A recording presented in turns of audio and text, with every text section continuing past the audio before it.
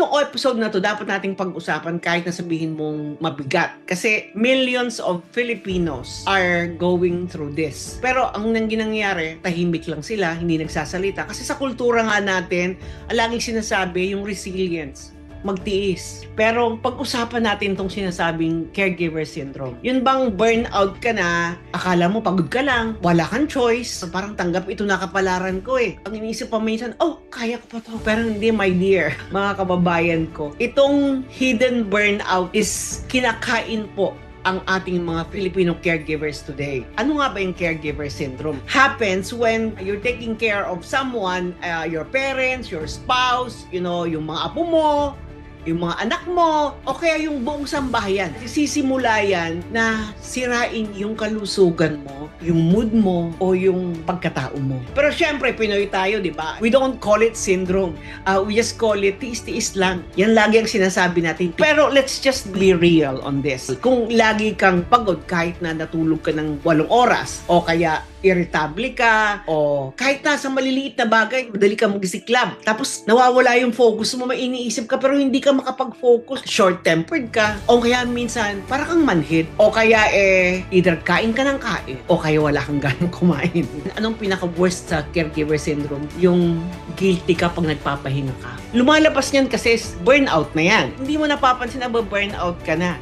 Bakit ba tayo madaling ma-burnout? Filipino caregivers, burnout is special yan. Iba sa Amerikano kasi, iba rin sa European yung burnout. May 3 dahilan yan eh. Kasi yung kalungkutan natin may kasamang iya. Alam mo tayo kasi, tingnan mo kahit na naghihirap na tayo, binabaha, nasusunog, nagkakabagyo. At pagtatawanan pa natin, we are basically a happy race. At kapag tayo malungkot, medyo kinakahiya natin yun. Kasi ikinakahiya natin ang kalungkutan, ang pagsasabi ng matapat at pagsabi ng ano yung nararamdaman natin. So, hindi tayo totally alone. Pero ikaw lang ang inaasahan eh. Ikaw yung gumagawa ng lahat. And you feel guilty for asking for help. Yan ang mga nararamdaman mo.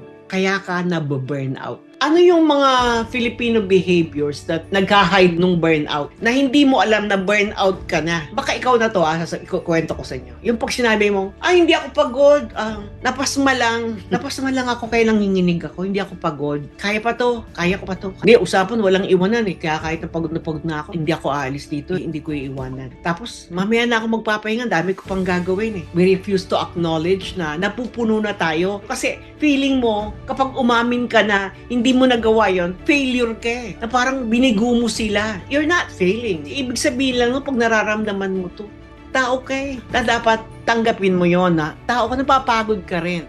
Paano kung yung burnout turns into physical? Burnout doesn't just mean that yung feelings mo lang ang nasasaktan. Hindi yun eh. Sumasakit din ang katawan mo. So, ano yung mga sintomas na yon? Yung migraine. Sakit kaya ng may migraine. Ayaw nang maingay. High blood pressure, acid reflux, laging singisikmura ka. Burnout yan. Tapos, masakit lagi ang likod mo. Minsan, may mga masakit na likod. May UTI ka, nagpali ka nagpapacheck, wala, kulang ka sa tubig.